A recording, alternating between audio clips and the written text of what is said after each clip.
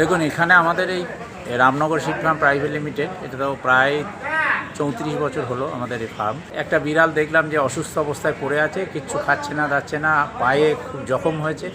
তা আমি সঙ্গে সঙ্গে ওই আমাদের মোরাতিপুরের আমির শেখকে খবর দিলাম। উনি পশুপ্রেমী, ওনাকে খবর দেওয়াতে উনি যথারীতি উইদিন 10-10 মিনিটের মধ্যে এসে ইয়েটাকে চিকিৎসা করালেন এবং মোটামুটি অনেকটা স্বস্তি ফিল করছে। ইঞ্জেকশন ওষুধ দিয়ে ড্রেসিং করে ব্যবস্থা করে দিয়ে গেলেন, ইঞ্জেকশন দিয়ে গেলেন পরবর্তী পর্যায়ে ব্যবহার করার জন্য। আবার পরবর্তীতে উনি আসবেন বলেছেন এখানে। তাছাড়া আমাদের এখানে কয়েক লক্ষাধিক পায়রা আছে, যেটা 12 মাস থাকে কন্টিনিউয়াসলি, সেটা করে, সেটা এইখানেই থাকে, এইখানেই খাওয়া দাওয়া করে সব কিছু 12 মাসের জন্য। এটা আমাদের একটা নিজের বলেন। প্লাস আমাদের এই আরেকটা কুকুর, আমাদের যে জল ফ্যাক্টরি আছে ভাতারে, Ramnagar aqua product private limited, ওখানে একটা কুকুর অসুস্থ হয়ে পড়ে, উনি সেটার সেবা যত্ন করে এসছেন।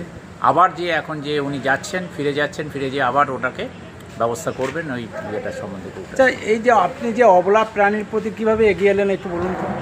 এটা স্বাভাবিক একটা মানুষের ধর্ম। মানুষ, দেখুন, মানুষ পশু পাখি সবাই তো এই পৃথিবীতে সবারই মানে অধিকার আছে এখানে থাকা, খাওয়ার, সব রকম। ওরা তো নিজে চাইতে পারে না, নিজে বলতে পারে না আমার এই অসুখ হয়েছে, ইয়ে হয়েছে। এটা আমাদের চোখে পড়লে এটা মানবিকতার ব্যাপার।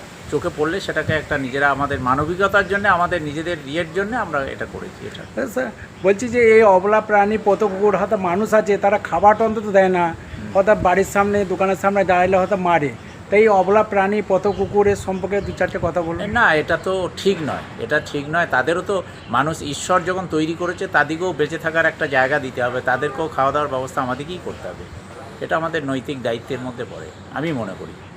আপনার নাম পরিচয়? আমার নাম শেখ আব্দুল জব্বার, আমি রামনগর শিট ফার্ম প্রাইভেট লিমিটেডের ম্যানেজিং ডিরেক্টর।